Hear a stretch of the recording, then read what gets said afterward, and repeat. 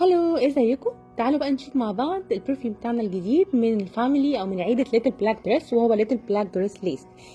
طبعا كل اللي عارفني عارف انا قد ايه بحب برفيوم ليتل بلاك، ان هي من الروايح الشرقي، وانا بحب الروايح الشرقي جدا. من الروايح التقيله والثابته والحلو بقى معانا النهارده في ليتل بلاك دريس ليس ان هي بتنفع في كل المناسبات، مش بس عشان اقدر اخرج بيها بالليل او في اي مناسبه، لا انا كمان اقدر استخدمها الصبح او بالليل او في اي ايفنت او في بارتي، اي مناسبه هي هتنفع فيها. هقول لكم دلوقتي ايه تكويناتها عشان تعرفوا ان هي بجد تنفع في اي حاجه. اولا شكل الازازه حلوه قوي قوي، عجبني شكلها جدا، وهحاول اوريها لكم بكذا اضاءه علشان تشوفوا قد ايه جمالها. شيك قوي قوي بجد، شوفوا تفاصيلها، نشوفوا البرنت اللي عليها ده شيك قوي، عاجبني جدا.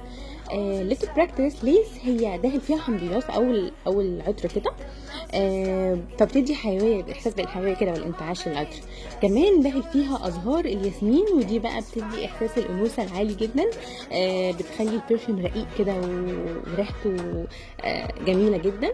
وكمان اساس البرفيوم بقى واللي بيدي بقى القوه بتاعت البرفيوم هو العنبر. بيدي رقيه كده ورونق عالي قوي للبرفيوم او العطر اللي بيبقى داخل فيه، وبيدي احساس الدفى.